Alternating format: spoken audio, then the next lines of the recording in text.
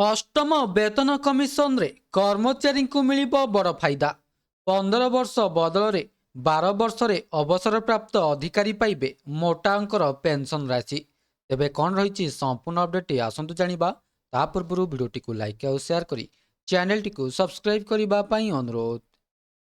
केंद्र सरकार अष्टम वेतन कमिशन अधीन रे पेंशन भोगी को एक बड़ आश्वस्ति देबाकू प्रस्तुत हेउछंती।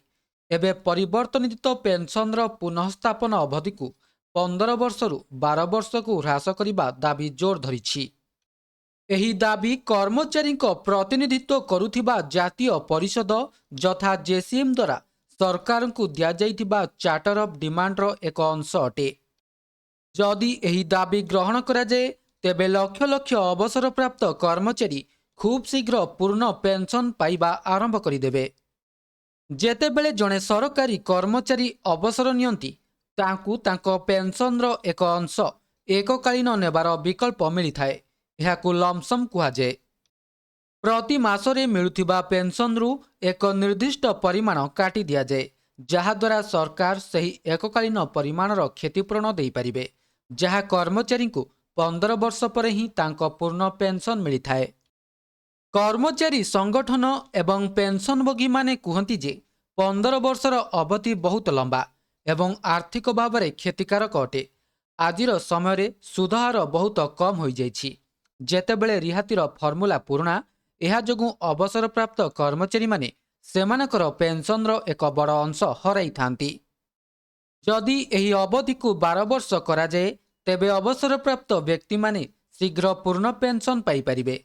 यह सेमानकर आर्थिक स्थिति रे उन्नति आनिब, विशेषकर स्वास्थ्य मुद्रास्फीति एवं पारिवारिक दायित्व वृद्धि पाउथिबा समय रे। तेबे आसंतु जानिबा चार्टर ऑफ डिमांड रे कौन रही। जातीय परिषद कैबिनेट सचिवों को कर्मचारी मानकर प्रमुख दाबीगुड़िकर एक तालिका प्रदान करिछि। एथिरे सबुठारु बड़ दाबी होछि परिवर्तनित पेंशन रो पुनः स्थापन अवधि 15 वर्षरु 12 वर्ष को ह्रास करा जिबा उचित।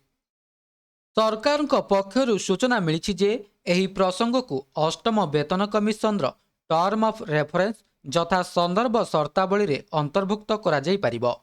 यह आशा को दृढ़ करिछि जे एही परिवर्तन प्रकृत रे कार्यकारी होई परिबो। तेबे आसंतु जानिबा स्कोभा बैठक विषय रे।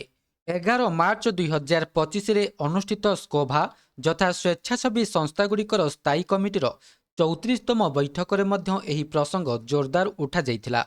एही बैठक केंद्र राष्ट्रमंत्री जथा कर्मचारी पेंशन एवं साधारण अभियोगों अध्यक्षतार अनुष्ठित होइथिला। अर्थ मंत्रालयर अधिकारी माने मध्य सहमत होइथिले जे विद्यमान व्यवस्था को अधिक समान एवं व्यवहारिक कराजिबा आवश्यक। एहा परे निष्पत्ति निया जाइथिला जे एही दाबी को वेतन कमिशन रो कार्यसूची रे अंतर्भुक्त कराजिबो।